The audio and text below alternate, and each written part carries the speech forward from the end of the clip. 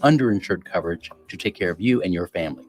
To learn more how we can help you navigate these challenges, visit us at trostlaw.com. That's trostlaw.com. Hey y'all, Eli Winters here. I want to talk to you about something that's more important than ever, taking care of the wildlife around us.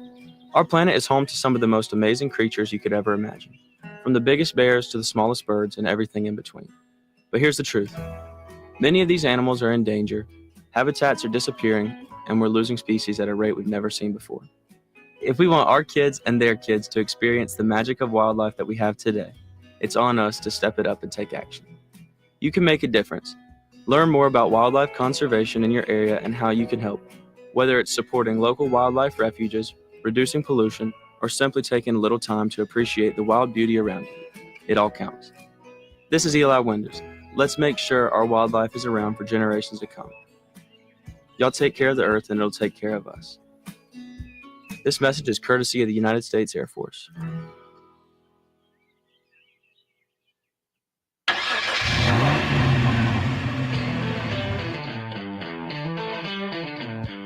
You're stepping into the fast lane on the VTRN Sports app, 93.3 FM and 1320 AM Lynchburg, or by asking Alexa or Google Home, open VTRN Sports Lynchburg. Now, take the fast lane through the topics that matter across the Commonwealth. This is the Fast Lane with Ed Lane. Well, for Virginia Cavalier fans, the sign of hope might have just gone even further away from your purview. Because as if last night wasn't gut-wrenching enough for Virginia fans, Tane Murray missing 2 free throws with 7 seconds left, Boopy Miller a 3 with a second to go. Virginia, as hard-fought as that game was, SMU goes 3 for 3 from downtown in the final 25 seconds after going just 2 of 18 from three-point range for the first 39-35 of the game. That stat courtesy of David Teal of the dailypress.com. It got worse when David Teal, the aforementioned reporter, tweeted this out earlier today, and he's as plugged in as any. 7 eventful months since the Board of Visitors re-elected her to a 5-year term. You missed the fun part. No. Re-elected. You forgot the air quotes. Yeah. Re-elected. The air quotes. First of all, can we stop right there? We know where this is going, Carla Williams. They re-elected her 7 months ago.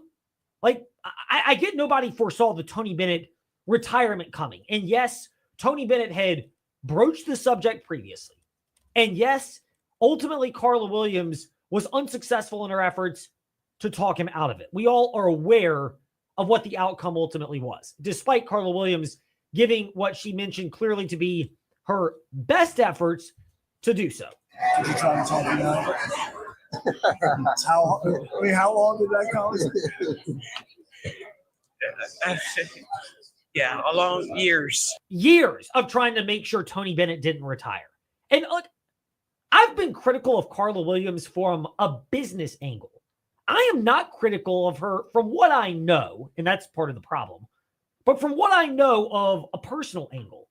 She seems to stand for what you want in terms of values. I've said this about Tony Elliott, the football coach, as well, and I could even say so about Ron Sanchez, and it was backed up by what Jerry Ratcliffe said earlier this week in covering the Commonwealth. Fast lane, Ed Lane, to hear that chat. Well, I would argue there is some pretty clear non-UVA, like Charlottesville Circle vibes that she is a good person. If she was not well liked among the athletic director community and the college commissioner community, she would not be on the college football playoff committee. So, and she's been nominated multiple times. That's a great point, Trey, about how she's viewed outside of, I think, the Virginia athletics success. Hence might be why she might have got this extension, because it looks nice for UVA to have someone on that committee. Well, it does. And I understand there's been criticism of Carla Williams focused on DEI. And believe me, I am all for DEI. I think when you can find that in candidates, it frankly it's smart business to go that route, because they bring a different perspective that I'll use myself as an example because I'm a straight white male, but like I can't bring. So when you bring in outside thoughts and opinions, that's a great thing. And Carla Williams represents that part. The challenge, and this is where I'll say the problem is that the results just haven't borne themselves out. Basketball lagged, and look, I'm not going to put a lot of that on Carla Williams, truthfully, up until now. She's got to hit this home run higher with the men's basketball coach, which, I think clearly at this point means Ron Sanchez, nice guy as he might be, that's not the option. But, you put all that to the side, and it's a results-oriented business. And while basketball, having not won a game since the 2019 men's basketball championship, the reality is Tony Bennett was going to run that program, and it was just going to be, what do you need? And then try to supply him with that. And I get it. There's thoughts out there that they supplied him with NIL, but it wasn't necessarily up to par with as quickly as the landscape was changing and the amount of money that players were getting paid. And it looks like they've rectified that in football with the infusion of cash. And thanks to Alexis Ohanian, the husband of tennis legend Serena Williams and the founder of Reddit, women's basketball. They're in good spots financially, at least having people rallied around it. And that's part of Carla Williams' job, is frankly tugging at those people behind the scenes and getting them to donate. So that part I think is good. But I think there's still real challenges out there. And this is where the term, let's finish the David Teal quote because we didn't even get the full way through it. 7 eventful months since the Board of Visitors, quote, re-elected, end quote, Carla Williams to a 5-year term.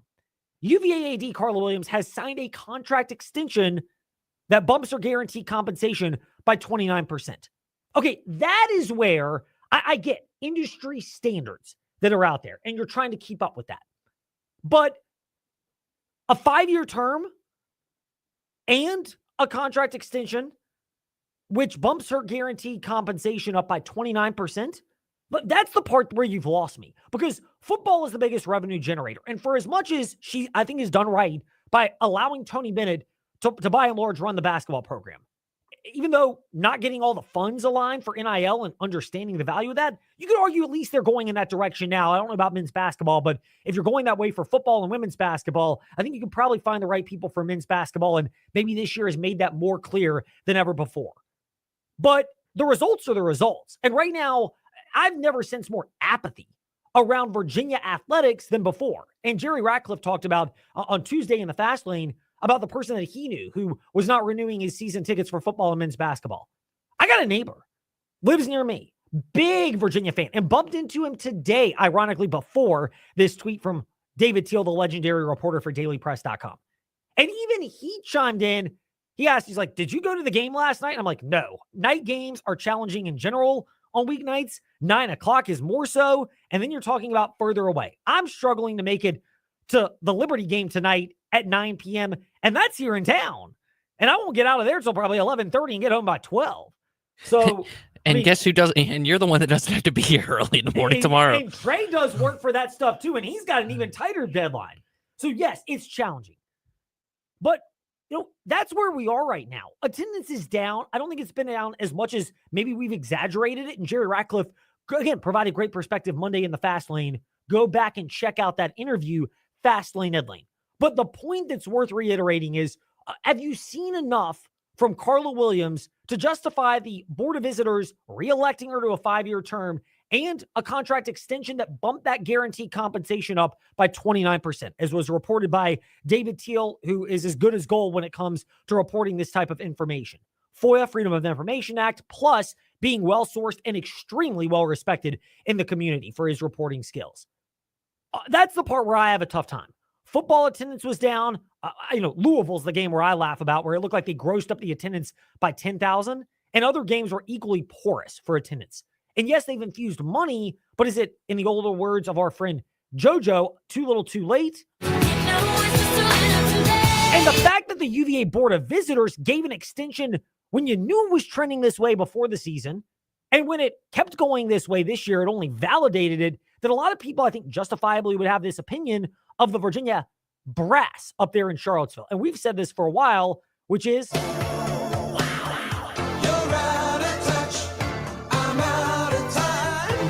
touch, I'm out of time, as our good friends Daryl Hall and John Oates would like to sing, and they do often on Rewind 1039, Lynchburg's classic hits.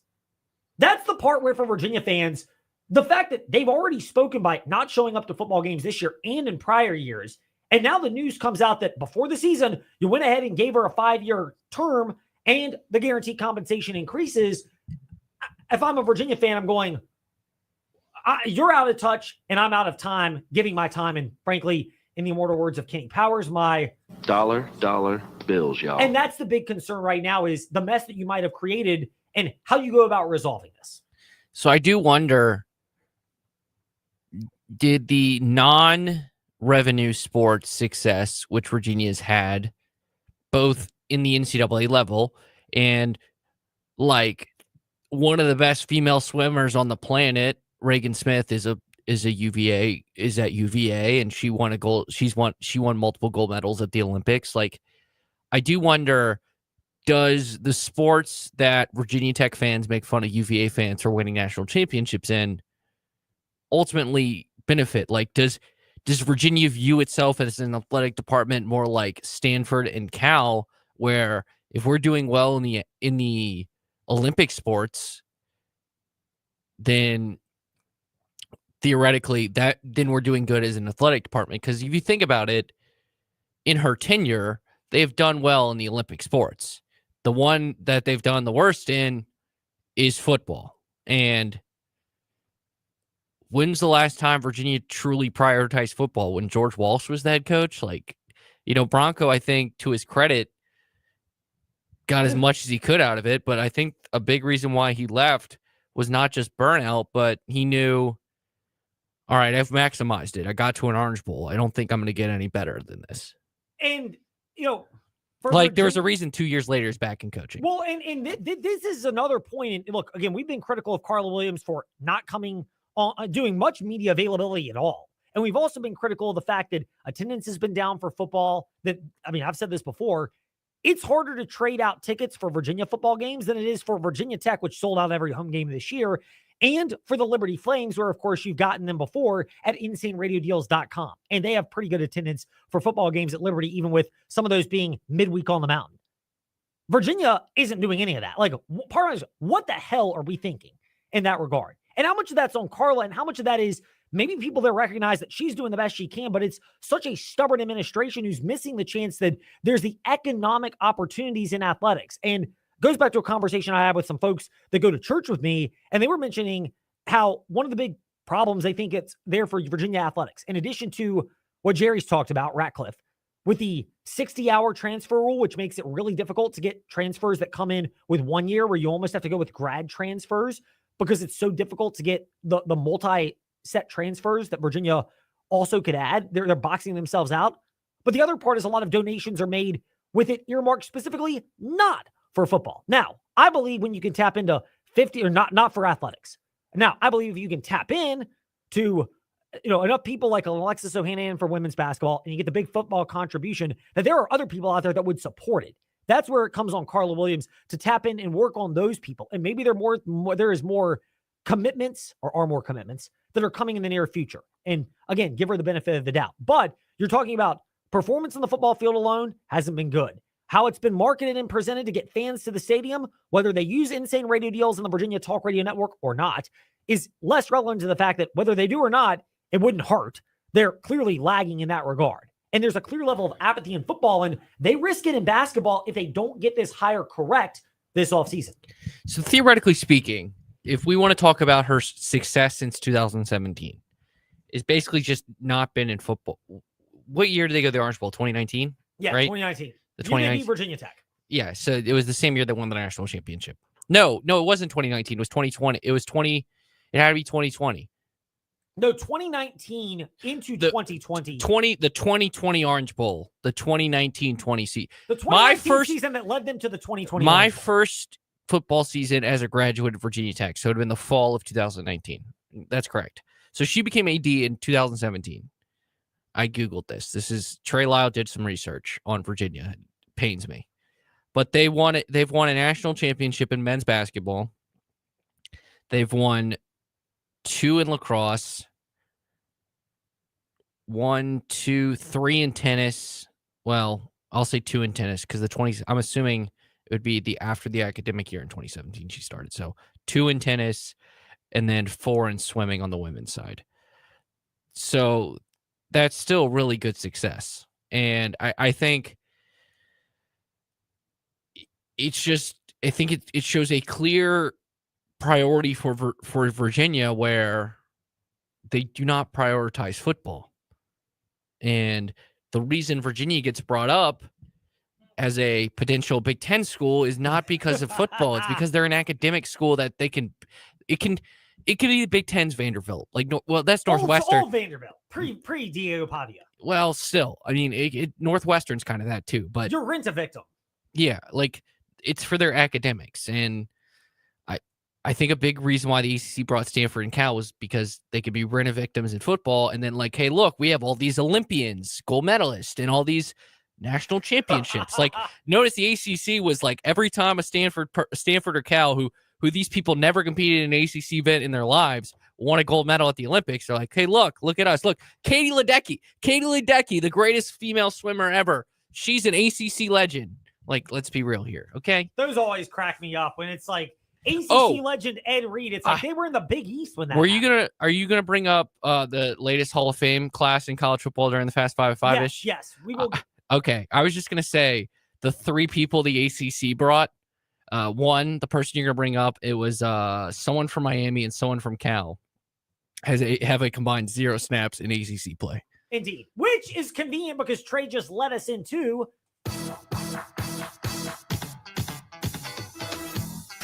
It's time for Fast 5 at 5-ish.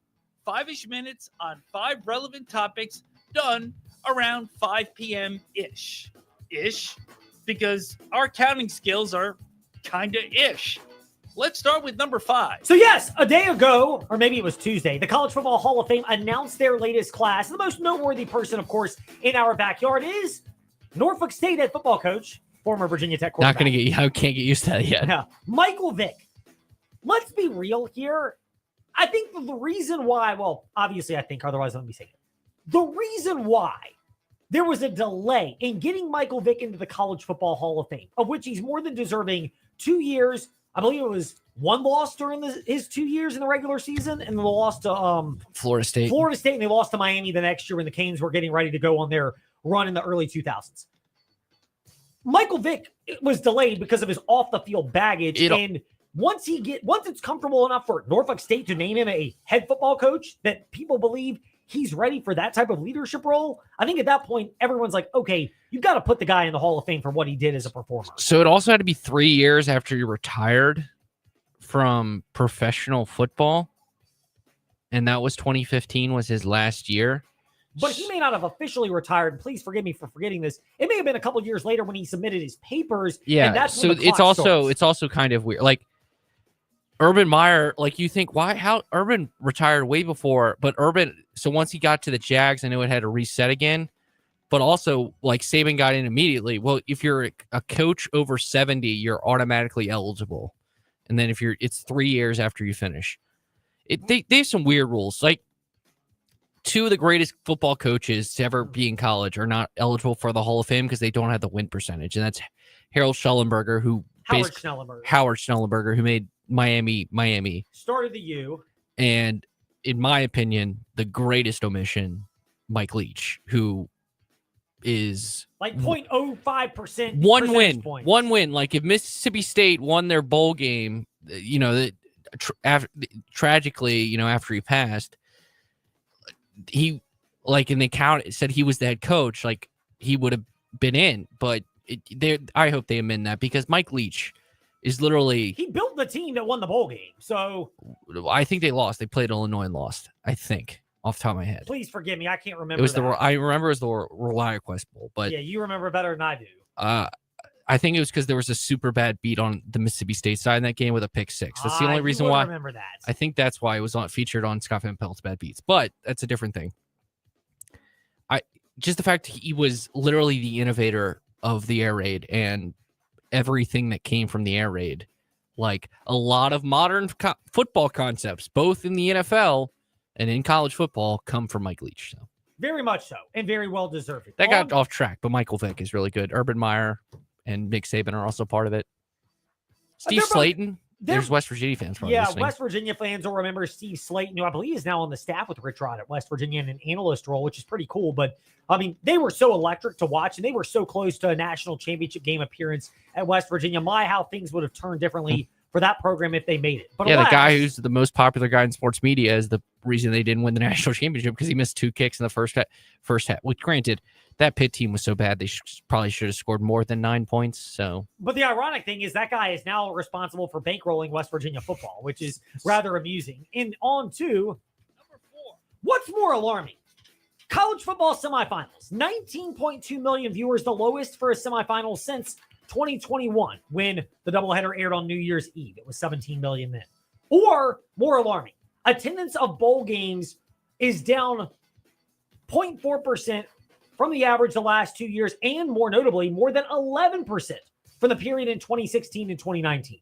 To me, it's no question. The more alarming one is the bowl attendance that's being dropped. Sometimes the college football playoff semifinal attendances, those things will get rectified over time. And yes, you have big brands. Games were on a Thursday, which is okay. And Friday night. But Friday night's not traditionally a great TV viewership night, and they had to do it because the NFL was not moving the playoffs from Saturday and Sunday. And, I mean, what are you going to do? Or Monday. You're going to just have to live around that.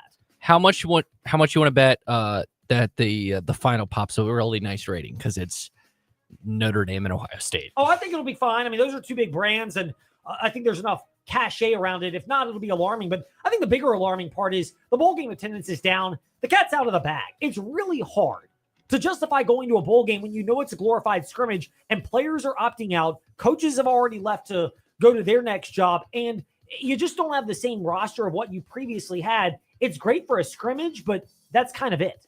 Number 3. College basketball, the slate this evening.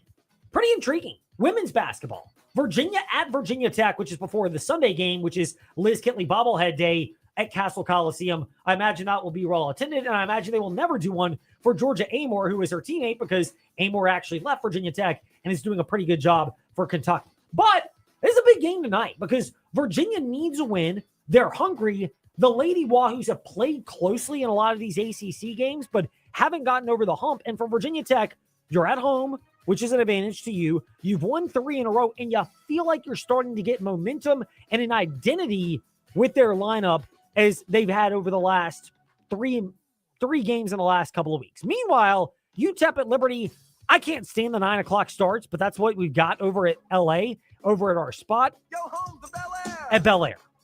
I think Liberty's justifiably about an 8-point favorite in this one.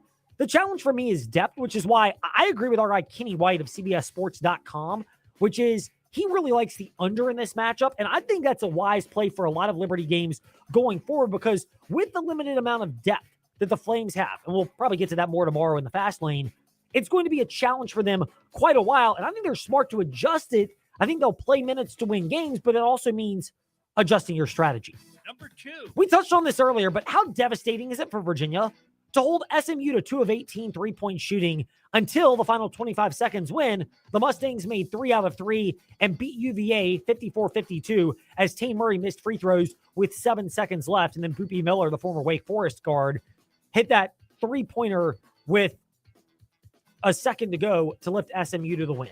It's just gut-wrenching for a Virginia team that's coming off those blowout losses away. Now they're losing these games at home.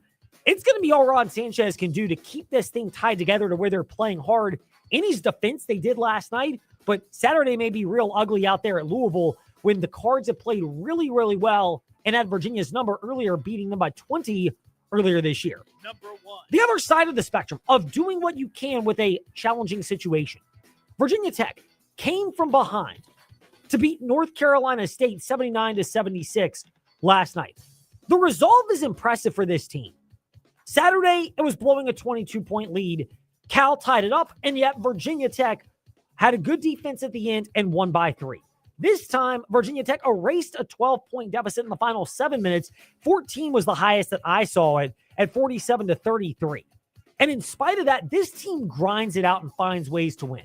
It says a lot about the ACC that Virginia Tech is starting to do this and hit their stride in conference play. It's not a very strong conference, but they are to be commended because it would be very easy to throw in the towel given all of the issues they've had. And I think you hit the nail on the head perfectly on the morning warm-up today, Trey, which is Mike Young is showing why he is such a skilled coach with what he's doing with this year's team in spite of the issues and challenges that the Hokies have. Yeah, and it's also people that can come back. Like it's I think Burnham is the only senior truly on this team. So it's a team where they're going to get a lot of experience this year, and they could grind their way to 500 in conference play, which is a W for Mike Young this year. Here's my other thing. Outside of Toby Lawal, who's going to be your priority signee in terms of offseason players for Virginia Tech, you've got to have that in the back of your mind because he's blossomed a lot. I don't think there's anyone else on this roster that screams mega NIL dollars, which means you have a reasonable chance to keep a core intact, bring them back, and have this roster looking a lot better for next year. Meanwhile, when we return to the Fast Lane, we'll pivot off of all the college sports talk to the NFL playoffs. We'll get to college basketball again with Randolph Childress around 5:45. But when we return, the man who called the Commanders' victory in Tampa Bay, and he's going to be on the call Saturday in Detroit for the second game of our NFL doubleheader Saturday, on the VTR and Sports app. Mike Mayock joins us next here in the Fast Lane on the VTR and Sports app and VTR and Sports on YouTube. Selection, value, finance options, and exceptional service. Why start anywhere else? It's all in one location at the Used Car Superstore on the Sheeler Motor Mile. And with straightforward pricing and inventory arriving daily, there's no reason to start anywhere else than the Motor Mile. Volume selling means volume pricing, and we've got the volume. The Used Car Superstore is your one stop for most makes and models. Cars, trucks, vans, SUVs, many have miles in the teens, remaining factory warranties, and some are even local one-owner vehicles. Shop over 900 used vehicles in stock now, more than any other dealer in the area. Sheeler owns the finance company, so getting approved for credit is easy on the Motor Mile. With financing options for every budget, you're a valued customer and not just a number on the Motor Mile. The Used Car Superstore on the Sheeler Motor Mile, your premier family-owned car dealer serving Southwest Virginia and surrounding areas for 50 years. I-81 exit 118C in Christiansburg. Call 866-SHEELER1. Always open at Sheeler.com. And we're excited to welcome Honda and Hyundai to the Motor Mile family. Why start anywhere else? Hi, I'm Chuck from Aquatrack Adventures in Salem. The Virginia Talk Radio Network and InsaneRadioDeals.com have helped our company grow by sharing our company's message throughout Central and Southside Virginia. The gift cards and experiences sold on InsaneRadioDeals.com have brought us many new customers. If you're a business that wants to grow with a message that resonates and gets results, I highly recommend InsaneRadioDeals.com and the Virginia Talk Radio Network. Simply put, it works.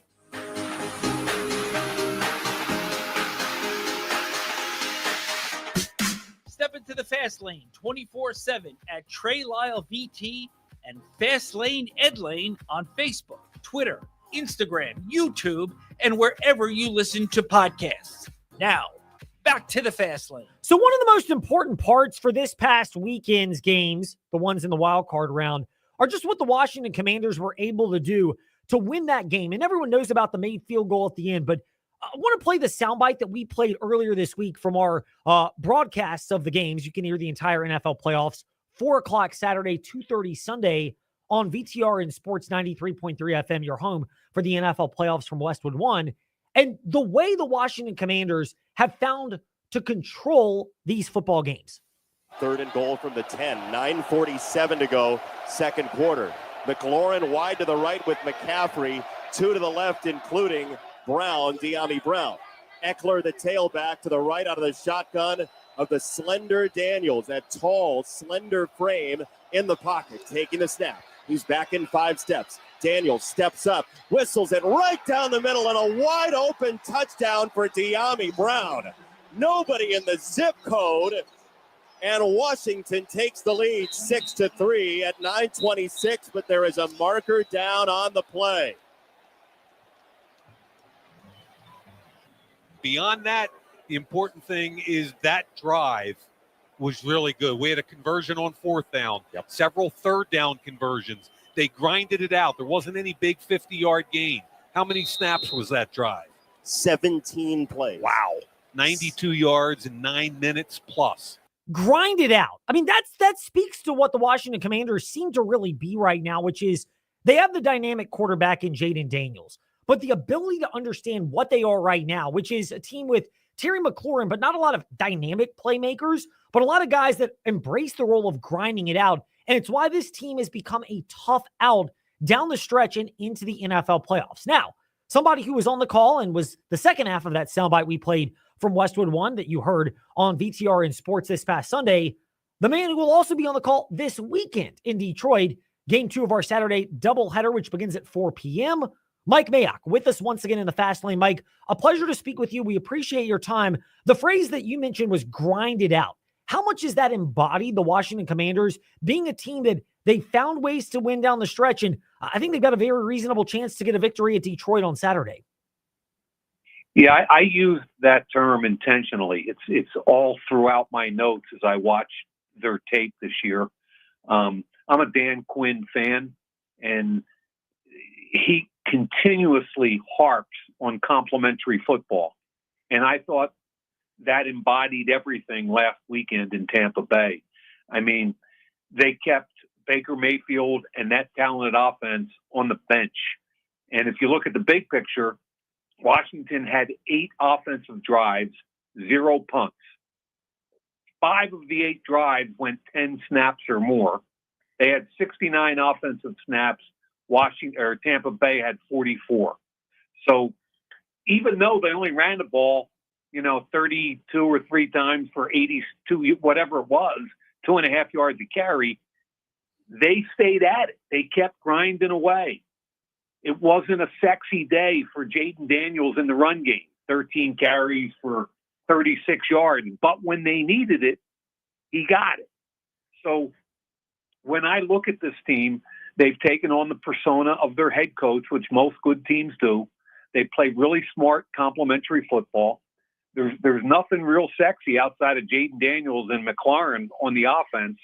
But like you said, they grinded it out and they got it done. Mike Mayock with us here in the Fast Lane, and the Washington Commanders are on to the divisional round. These drives, you mentioned no punts for the Commanders. And, they only scored 23 points, which speaks to the grinding nature of it. But the fact that they're so good on 3rd down and 4th down when they don't get it on 3rd down, how much of that is a testament to Jaden Daniels understanding what the offense is and what it's not?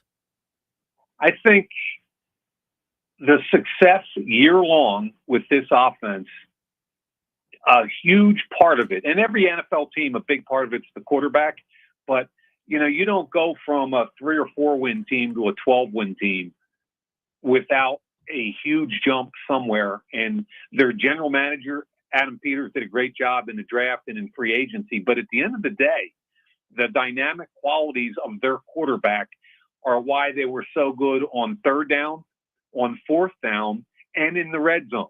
You look at their year-long numbers, they were outstanding. Now, if they want to get past this round, they're going to have to improve on a couple things. In the red zone last week, they were only 2 for 5, and they were only 1 for 3 goal to go.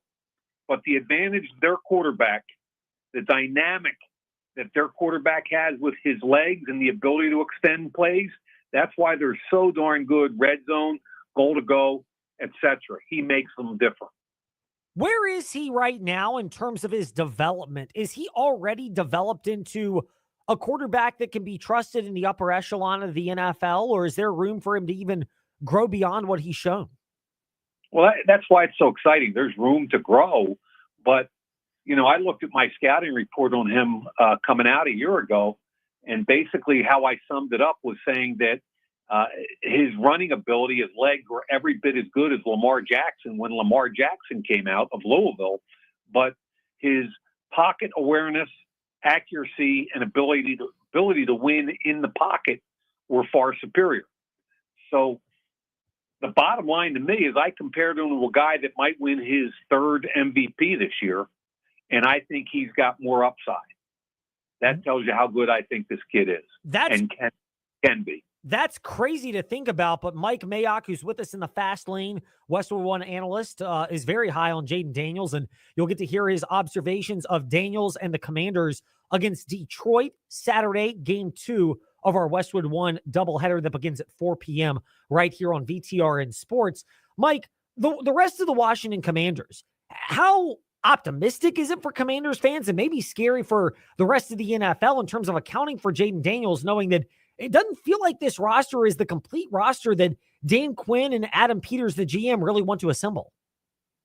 No, I think you're right, and I think that's why it is so exciting for Commander fans. And I give them a lot of credit because it's been a lot of years and a lot of tough years under the Daniel Snyder regime. And, the fans, I remember playing in old RFK when I was a defensive back for the Giants. And the last game I played, I think, was there in 1983. I always had a ton of respect for the Washington fans. And what I think is really cool is that you just got a glimpse this year. And if you win on Saturday, awesome. It's a bonus. If you lose on Saturday against the number one seed, there's just optimism everywhere. You've got a really good head coach, and you've got a GM who I believe is one of the better young talent evaluators around the league. Now comes the challenge for the Washington Commanders. Not that they haven't had any before, but the latest challenge for Washington is they go to a Detroit team that you've got both coordinators who are candidates to be head coaches. You've got a dynamic leader as a head coach in Dan Campbell, and a roster that looks like it's been so well assembled by Brad Holmes that they've withstood a litany of injuries defensively up there in Detroit. Is that injury issue on defense a big concern for the Lions, or do you have faith that Dan Campbell and company understand how to work around that and scheme around that in spite of the dynamic presence of Daniels and the rest of this Commander team? Yeah, I love their mentality. And, back in 2021 when they were losing games and people were making memes out of Dan Campbell and he was going to, bite kneecaps and all the things he says.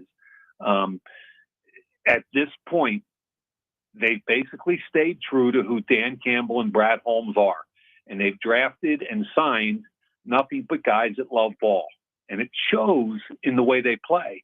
Now, that doesn't mean they're just a bunch of knuckleheads playing ball. There's some supremely talented ball players. But when you go through, Ed, what you're talking about on the defensive side, at one point they had 7 defensive starters on injured reserve. And, where are they now for this weekend? Aiden Hutchinson, obviously, he still has the most sacks. He has 7.5 sacks on that team, but he only played 5 games. He won't be back. Aleem McNeil, maybe their best pass rushing defensive tackle, he's out. And Carlton Davis, their best corner, is out. But what they do, and what I love about it, is if you watched them play against Minnesota in Week 18, Amik Robertson, who was their starting nickel, they kicked him outside, and he competed against maybe the best wideout in football that week. 3 catches for 51 yards against Justin Jefferson. I mean, all 3 levels. They got Alex Anzalone back. They made some changes in the secondary where they moved Brian Branch from safety to back to nickel so they could move Amik out to corner. So really what I'm saying is, despite all these injuries, I think Aaron Glenn has done an amazing job of keeping those guys believing in what they do. And, they gave up 48 points to Buffalo about 5 weeks ago, and everybody was counting them out. And then they completely shut down Minnesota in Week 18. So they might still be a work in progress on defense because of all the injuries, but they fly around, and Aaron Glenn has a great scheme. Mike Mayock hanging out with us in the fast lane before you'll hear him Saturday, game 2 of the doubleheader that begins at 4 p.m. for the NFL divisional round. Sunday, it's at 2:30 p.m. right here on your home for the entire NFL playoffs, VTRN Sports. Mike, the flow of this game in Detroit, do you expect it to be fast on this turf the way the Lions offense has often looked this year? Can Washington turn this into a grinded out affair and it's a close game at the end? How do you anticipate this game unfolding when you're on the call Saturday at 8 p.m. right here on VTRN Sports? I really think that Washington has to do what they did last week. And that is, they have to be efficient. They have to grind it out. They have to control the football. They've got to keep Jared Goff and Jahmyr Gibbs and Jamison Williams and Sam Laporta. And you can go right down. You got to keep all those guys on the bench. And you've got to find a way to control the football, to get Terry McLaurin opportunities. And what I thought was really cool last week was Diami Brown coming in and catching 5 balls for 89 yards and a score on only 5 targets. So the fact that he stepped up and Zach Ertz is available, Austin Eckler is available, it gives them some tools to try to accomplish what they need to do. And then, of course, you've got the wild card of Jaden Daniels. So I think if you're Washington, you want a game very similar to last week, because if it becomes a track meet, then really it just comes down to Jaden Daniels and against everybody. And I don't think you want that right now. Yeah, as great as Jaden Daniels is, then it's one versus 11 is really hard to pull off. Mike, yeah. Mike, a couple other questions broader on the NFL playoffs. A lot of people have anticipated the rest of the NFC. This could be a fun and exciting game. LA at Philadelphia. Last time they played, it was a pretty emphatic victory for Philadelphia. How do you see Sean McVay and the Rams making adjustments, and will it be enough given how Philadelphia, they've been so strong in the trenches despite some inconsistencies in other areas? Philly smoked them 37-20. Barkley had 255 yards rushing week 12. What I loved is Sean McVay basically said after that game in one of his press conferences that when you got the right people in the building, being humbled like that gives an opportunity for growth. And then they went out and they won 5 games in a row, and then they won a playoff game. So I think it's a completely different team than the team that got manhandled by Philly. I think Matthew Stafford makes them dangerous on offense with Puka Nacua, Cooper Kupp, Kyron Williams at running back. They're dangerous on offense, and they've got 4 or 5 really talented young pass rushers. So I think the key for LA is to force Philadelphia to play left-handed. And by that, I mean, you got to stop Saquon Barkley in the run game, and you got to force Jalen Hurts to beat you in the pass game. Mike, to the AFC, and we'll get one question on each game and we'll let you go. And the game for Saturday, the first game on VTR and Sports, 4 o'clock airtime, is Houston at Kansas City. How underrated is it? The fact that this Kansas City team, they seem so comfortable in close games. Yeah, it looks really similar to me that Kansas City did last year. Everybody kind of overlooked them. And then they get in the playoffs, and Steve Spagnuolo's defense is as good as it's been all year long, but the offense takes off. And I think with Patrick Mahomes and Kelsey and some of the veterans that have been through all these playoff games, I've said all year long, people have said, there's no way they can win 3 in a row. And I'm like, hey, I would not count out Andy Reid and Patrick Mahomes ever. And so as well as the Texans played last week, and they controlled the line of scrimmage against a Jim Harbaugh coach team, which is impressive. But as well as they played, I would not discount or go against Kansas City. And the other game, it's real simple. The second game Sunday, 2:30 airtime, 3 o'clock kick for the Rams in Philly. The game after that on VTR and Sports, you're home for the playoffs with all games from Westwood One, is Baltimore and Buffalo. Simply, does the game live up to the hype? I think it will. And you've got 2 quarterbacks that each of them have had a historical season. Each of them are MVP candidates, and in their own way, and they do it a little differently, but they're 2 of the most dynamic runners in the history of the NFL at the quarterback position. They do it a little differently, but they're also tremendous in the pocket. And I literally can't wait to sit down and watch this football game because I can't wait to see what Sean McDermott and those guys have to stop the Ravens' run game. They embarrassed Pittsburgh. The Ravens have gotten better the last 4, 5, 6 games on defense. They look like a typical Raven defense at this point. So, yeah, I'm fired up. I think this is going to be a heck of a game, and I'd be surprised if it didn't go down the last couple of minutes, and I think both teams will score some points. Mike Mayock getting us fired up for the NFL divisional round Saturday at 4, Sunday at 2:30 from Westwood One right here on VTR and Sports. Mike, thank you for your time in the Fast Lane. Enjoy the games, and have a great call for Washington and Detroit Saturday night. Thanks, Ed. Appreciate it. Our pleasure. Mike Mayock with us here in the Fast Lane. Great to speak with him when we return back to the hardwood with Randolph Childress from the Field of 68. A lot of ACC talk when we return here in the Fast Lane. From interest rates to everyone's personal credit history and background, everybody's in a different spot. At Feller Chevrolet, they understand that. It's why Greg Walker spoke with us and shared how Feller Chevrolet can work with you. Well, we have multiple lenders, so everybody's different in personality and in their credit equity of what they put into a vehicle. So the different lenders have different areas that they like to go after, and we know which ones to use for the different individuals to get them the best payments possible, terms that they need. As far as interest rates, everybody is saying, oh my goodness, they're getting so high. But if you look historically, we're really right in a rate area that traditionally for housing and cars is very competitive. We've just been so spoiled. At Feller Chevrolet, they work with people from diverse credit backgrounds to get the right car for their needs. Stop by and see them, Main Street in Alta Vista, and visit fellersdirect.com. We're here with Colt from We Fix Stupid Computers. Colt, to go along with your residential or individual walk-in services that you offer, you also do a lot of business IT support.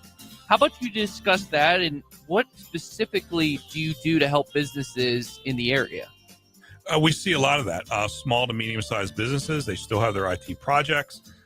They still need resources to help them within their office and for remote users.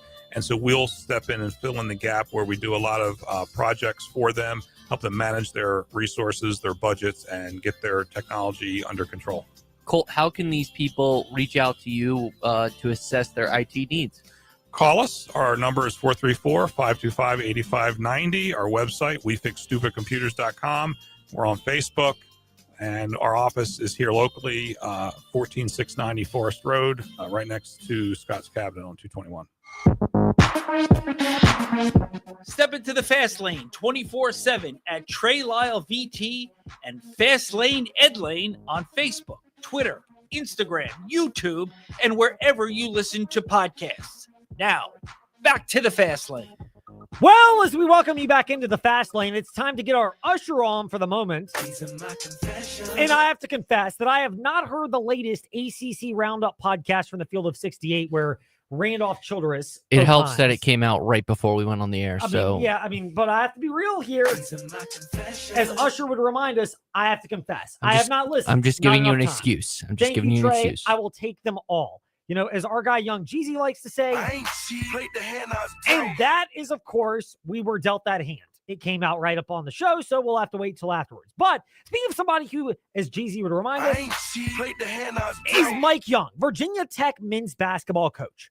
I'll be real here. They're down 14 to NC State in the second half. And I'm putting the kids to bed. I'm like, this game's going to be over. Next thing I know, turn around and it's a ball game down the stretch, and the Hokies get a victory. So, for perspective on that, somebody who saw that game last night because he was on the call for ESPNU, he does work for the Field of 68, as we mentioned a moment ago, and, ironically enough, he is an alum of the next Hokie opponent, Wake Forest. Randolph Childress with us in the Fast Lane. Randolph, great to be speaking with you. Thank you for your time, and we'll give you a chance to go all Usher here in the Fast Lane.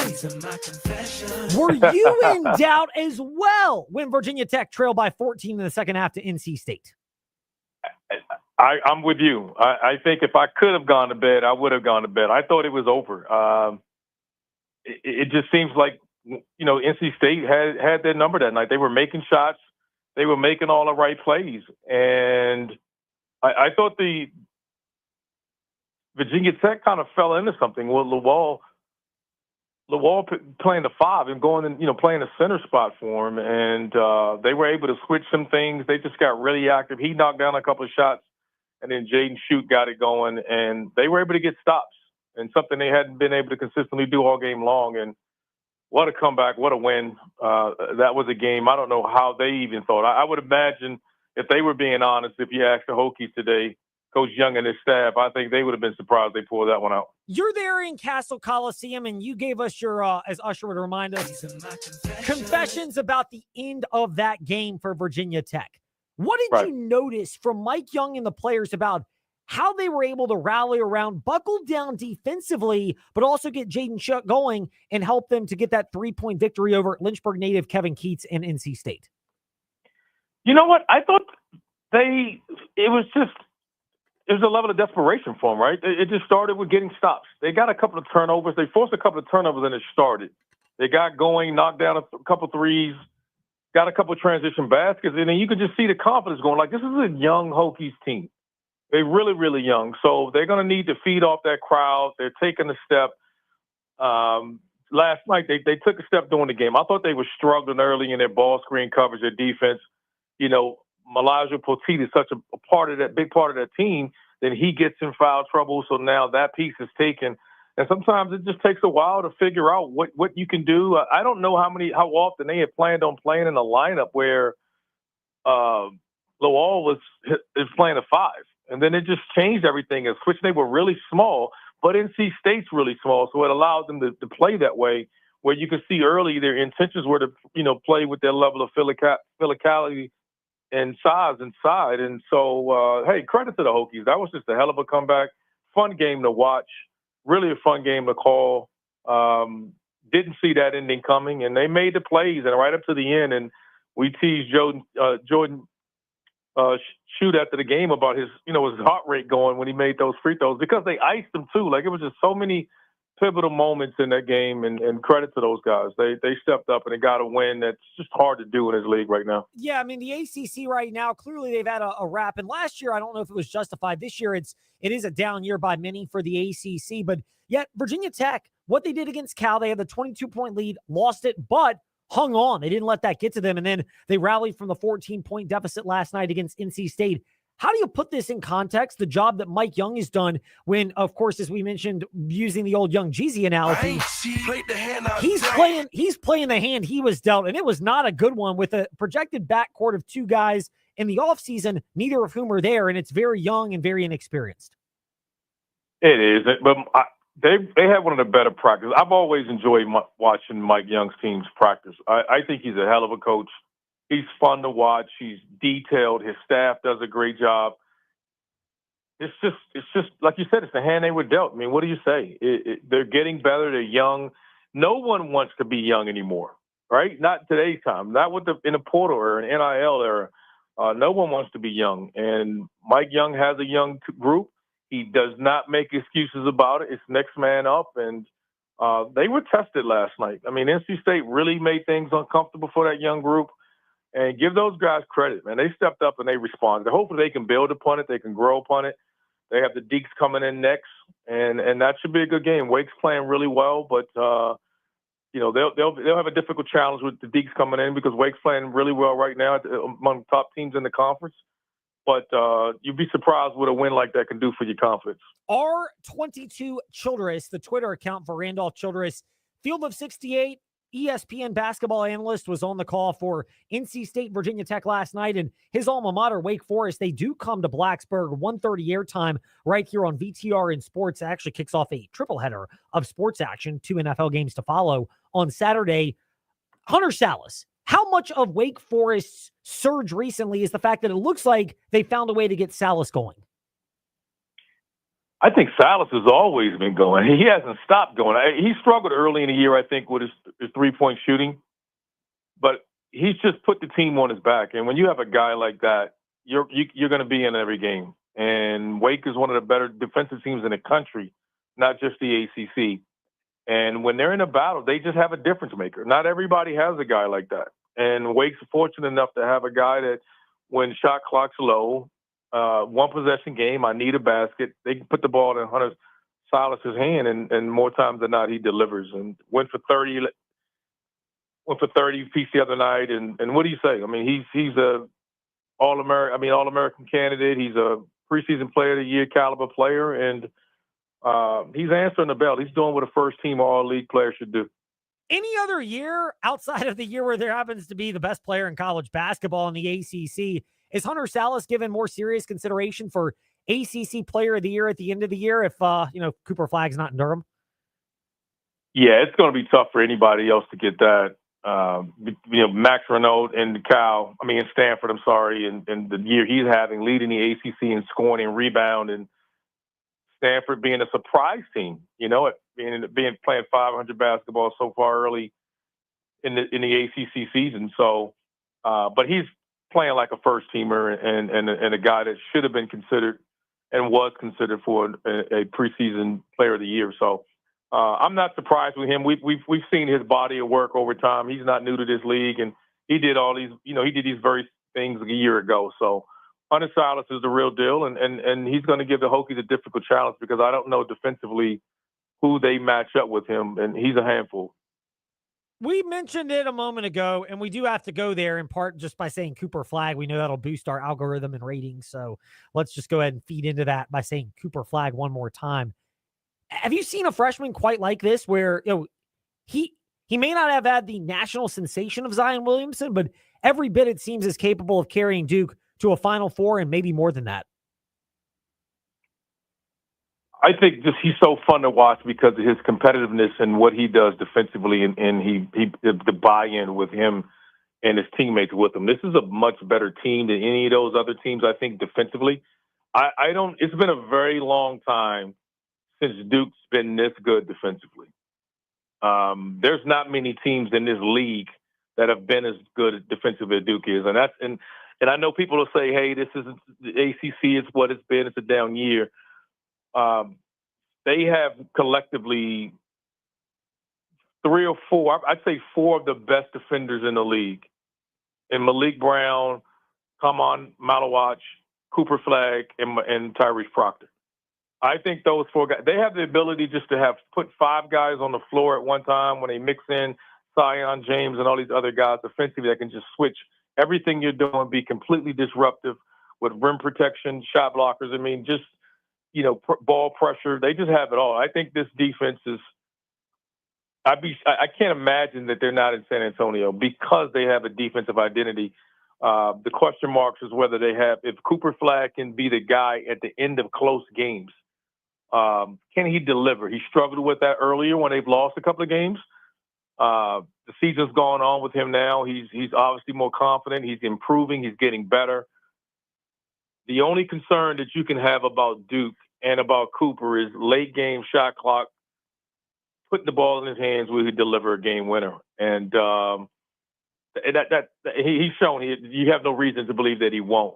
But he struggled with that early in the year. Duke did as a team, I thought, in finding and giving ways. But he steps up in big moments. I just think the end of the game moment, if you're in a situation like that, it will someone else step up.